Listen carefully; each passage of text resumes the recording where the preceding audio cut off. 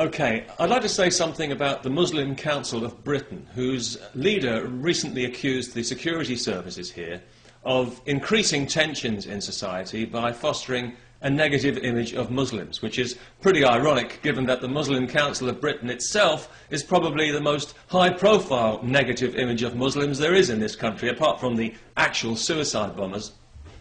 Of course, there are various ways that you can increase tensions in society, not least people who constantly push for unwarranted religious privilege and who issue lists of demands that would impose Islamic values on every school in Britain.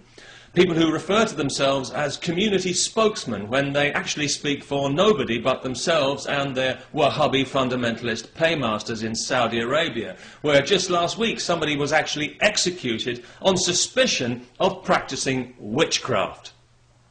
Intolerant misogynists who are given a free platform to insult this country during Remembrance Week by comparing Britain with Nazi Germany in a tasteless and calculated slur, guaranteed and doubtless intended to insult and offend every grieving war widow in the land. They also want a ban on alcohol in public and a more modest dress code for everybody, whether they're Muslims or not, and whether they like it or not. How inclusive, how thoughtful. This organisation, like its American equivalent, CARE, or the Council for American Islamic Relations, is the respectable face of terrorism in the West. The sort of society they'd like to create already exists in Saudi Arabia, where children are raised to hate Jews and to refer to them as vermin and pigs and apes, where young men are so sexually repressed by their religion they spend all their time furiously masturbating over violent internet pornography like a bunch of Catholic priests, and where women have to be invisible in public to avoid being raped. So you can see why we in Britain might be a little hesitant about welcoming these kinds of values into our society. But of course this hasn't prevented our spineless government from pandering to these fanatics at every opportunity, most recently promising state funding for hundreds more Islamic schools, thus encouraging segregation and separation in society and sowing the seeds of conflict for future generations to have to deal with. They might as well be putting lead in the water supply, and they know it. Because it would be easy to blame this on misguided political correctness, but this is actually cynical political opportunism. The truth is, the Muslim vote is just too important to lose in places where the Labour Party needs to win. So, as usual, they're happy to inflict long-term damage to achieve short-term ends. They even gave a knighthood to the previous leader of the Muslim Council of Britain, despite his public pronouncement that death was too good for Salman Rushdie. They gave him a knighthood anyway for the sake of community relations. You know what's good for community relations? People who come to this country and who adapt happily to our way of life. Or if they find that it's not quite to their taste, they piss off and live somewhere else. That's really good for community relations. If you don't like how we do things in Britain, get out. You weren't invited here, and you're not wanted here. And please, don't lecture us on moral values. When you can't even bring yourselves to condemn stoning as a punishment, it's clear that yours is the morality of the caveman.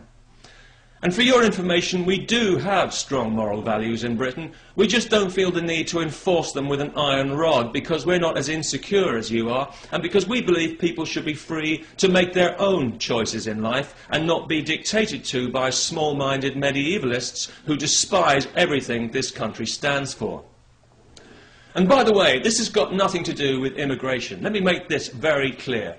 I welcome immigration to Britain. I think that, within reason, I think it's a healthy thing for the economy. I think it's a good thing for the country.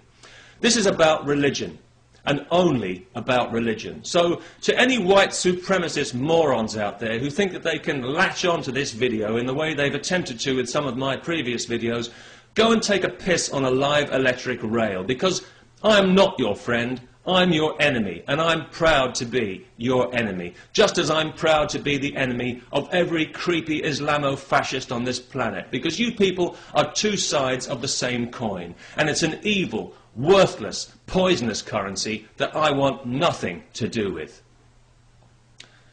As for the Muslim Council of Britain, If you insist on shoving your religion into people's faces all the time, you shouldn't be surprised to get it shoved right back at you. Because that's how we do things in a free society, and if you don't like that, you know what you can do.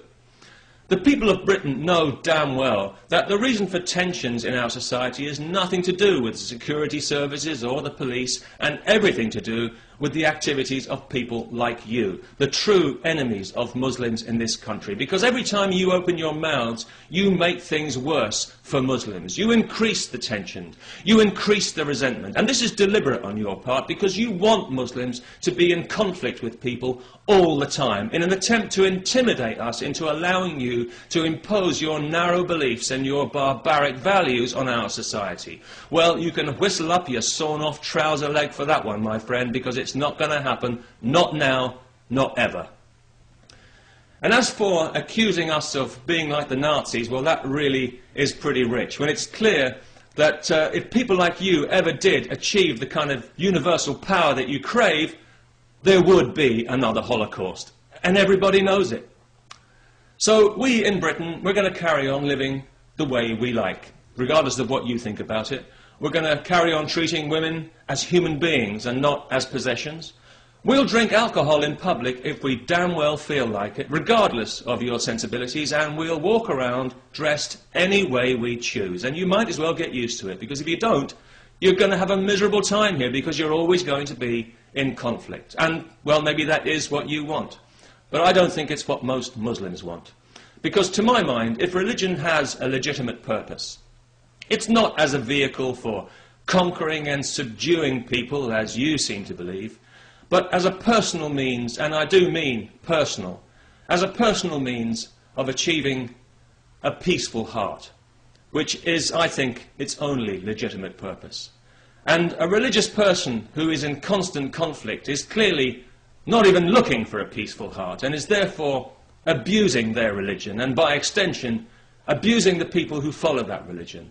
The very people you claim to speak for, you liars, you hypocrites, you duplicitous, mealy-mouthed, unprincipled, terrorist-sympathizing scum. Thank you for your time. I'd wish you peace, but you wouldn't know what to do with it.